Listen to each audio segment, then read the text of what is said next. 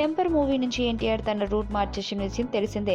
అంతకుముందు చేసిన routine mass masala చిత్రాలన్నీ కెరియర్కి గండి పెట్టడంతో ప్రస్తుతం ట్రెండ్కి తగ్గట్లుగా నడుచుకుంటున్నాడు. డిఫరెంట్ కాన్సెప్ట్ చిత్రాలకి గ్రీన్ సిగ్నల్ ఇస్తున్నాడు. ఆ నిర్ణయం తీసుకోవడం వల్లే తారక్ వరుసగా 3 విజయాలు అందుకొని టాప్ స్థానంలో నిలుచున్నాడు. దాన్ని అలాగే కంటిన్యూ చేయాలనే ఉద్దేశంతో తదుపరి సినిమా విషయంలో చాలా కేర్ తీసుకుంటున్నాడు.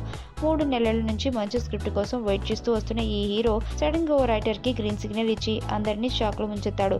దాంతో అసలు తారక్ అతని బుట్టలో ఎలా పడ్డాడా అని చర్చించుకుంటున్నారు. ఇందుకే ఆ రైటర్ ఎవరు అని అనుకుంటున్నారా? మరెవరు కాదు, కోన వెంకట్. అవును, ఎవరైతే ఒకే ఫార్ములా కథలను అటు ఇటు మార్చి రొటీన్ కామెడీతో కూడిన స్టోరీలను తయారు చేస్తాడో అతనికే తారక్ పచ్చజెండా ఊపేశాడు.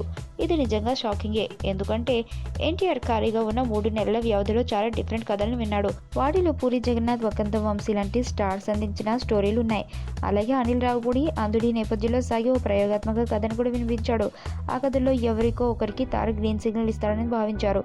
కానీ వాటిని రిజెక్ట్ చేయడంతో తారక్ అంతకు మించే కోరుకుంటున్నాడని భావించారు. కానీ రెండో కొట్టుడు కథలు అందించే కోన చెప్పిన కథని అతను ఓకే చెప్పి అందరికీ దిమ్మ తిరిగే షాక్ ఇచ్చాడు తారక్. దీంతో పూరి, వంశీ, అనిల్ చెప్పిన కథల్లో లేని విశేషం కోన కథలో ఏముందా అన్న ఆలోచనలో మునిగిపోయారు. నీ స్నేహితుడు ఎవరో తెలిస్తే నీ క్యారెక్టర్ తెలుస్తుంది. నీ శత్రువు ఎవరో తెలిస్తే నీ కెపాసిటీ తెలుస్తుంది.